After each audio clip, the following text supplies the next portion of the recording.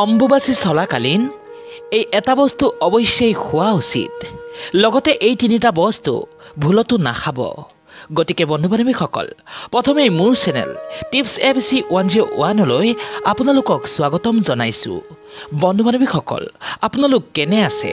আশা কৰো ভালে আছে সুস্থ আছে আৰু সদায় দৰে এই চেনেলৰ প্ৰতিটো ভিডিও চাই গৈ আছে বন্ধু-বান্ধৱীসকল আজিৰ ভিডিওটি কিন্তু খুবেই গুৰুত্বপূৰ্ণ গতিকে ভিডিওটি স্কিপ নকৰাকৈ শেষ পৰ্যন্ত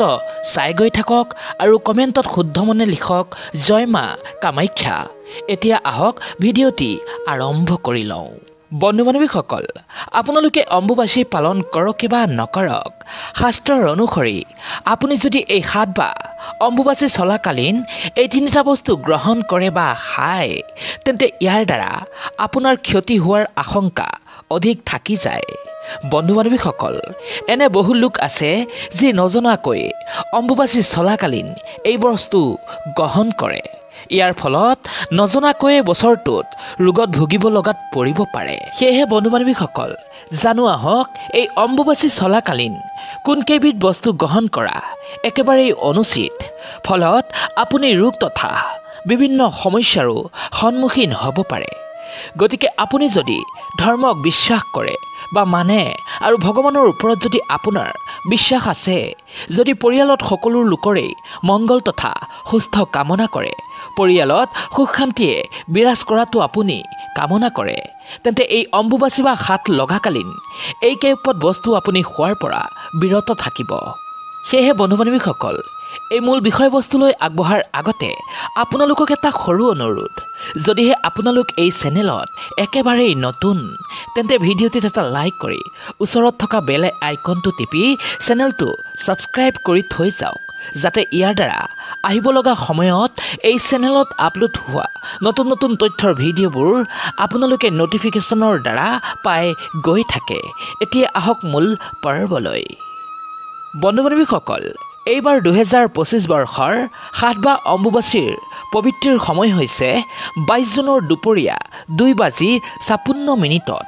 আৰু নিবৃত্তিৰ সময় হৈছে 26 জুনৰ পুৱা 3 বজাত এই সাতৰ সময়ছোৱাত কামাখ্যা মন্দিৰত অম্বুবাচী মেলা অনুষ্ঠিত হয় সাতৰ প্ৰথম 3 দিন কামাখ্যা মন্দিৰৰ দুৱাৰ বন্ধ থাকে এই 3 দিনক দেৱীৰ ঋতুস্ৰাৱৰ প্ৰতীক বুলি বিবেচনা কৰা হয় এই সময়ছোৱাত ভক্তসকলে কোনো ধৰণৰ কৃষি কৰ্ম মন্দিৰ দৰ্শন পূজা পাতল আদি কৰাৰ পৰা বিৰত থাকে 3 দিনত শুদ্ধিকৰণৰ অন্তত চতুৰ্থ দিনটোত মন্দিৰৰ দুৱাৰ ভক্তৰ বাবে খুলি দিয়া হয় আৰু ইয়াৰ উপলক্ষে বিশেষ পূজা প্ৰসাদ বিতৰণ আৰু আশীৰ্বাদ অনুষ্ঠান অনুষ্ঠিত হয় এতিয়া জানো আহক এই অম্বুবাচী চলাকালীন কোন কেইবিধ বস্তু গ্ৰহণ কৰাৰ পৰা বিৰত থকাটো মংগল বন্ধু-বান্ধৱীসকল 1 নম্বৰতে হৈছে এই অম্বুবাচী চলাকালীন শাকজাতীয় কোনো বস্তু গ্ৰহণ নকৰিব 2 নম্বৰতে হৈছে গৰম জাতীয় দ্ৰব্য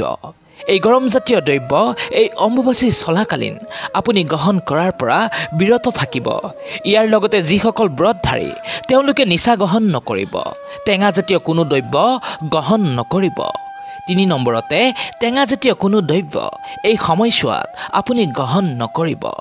এইবাৰ জানো আহক অম্বুবাচী চলাকালীন কি বস্তু খোৱা উচিত যিসকলে এই অম্বুবাচী ব্ৰত ৰখা নাই তেওঁলোকেও এই অম্বুবাচীৰ সময়ত আম আৰু গাখীৰ অৱশ্যেই খাব অম্বুবাচীৰ শেষত আম আৰু গাখীৰে মাতৃ শক্তিক আৰাধনা কৰিব যদিহে আপোনাৰ ঘৰত মা দুৰ্গা মা শীতলা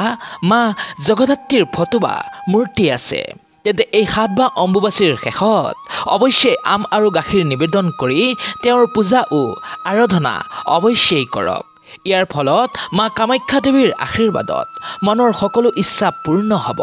জীৱনলৈ সুখ শান্তি তথা সমৃদ্ধিৰ আগমন ঘটিব লোকবিশ্বাস অনুসৰি এই সময়ত গাখীৰ আম খালে দেৱী তুষ্ট হয় লগতে সাপৰ প্ৰতি ভয় নাথাকে গতিকে অম্বুবাচীৰ শেষত আম আৰু গাখীৰ ঘৰৰ পূজাত আগবঢ়াই দিয়া হয় সেয়েহে বন্ধু-বান্ধৱীসকল ভিডিওটি আপোনালোকৰ কেনেকুৱা লাগিলে কমেন্ট কৰি জনাব যদি ভাল লাগিলে ভিডিওটিত এটা লাইক কৰি তলত কমেন্টত শুদ্ধ মনে লিখক জয় মা কামাখ্যা যদিহে ভিডিঅ'টি আপোনাৰ সঁচাই ভাল লাগিছে তেন্তে আপোনাৰ বন্ধু বান্ধৱীলৈ এই ভিডিঅ'টি শ্বেয়াৰ কৰি দিয়ক যাতে এই ভিডিঅ'টিৰ দ্বাৰা তেওঁলোকো উপকৃত হ'ব পাৰে শেষত সকলোৰে মংগল ও সুস্থ কামনাৰে আজিলৈ এৰিছোঁ পুনৰ আকৌ এটা নতুন ভিডিঅ'ৰ সহিত আপোনালোকৰ ওচৰত আহি উপস্থিত হ'ম আজিলৈ ইমানেই ধন্যবাদ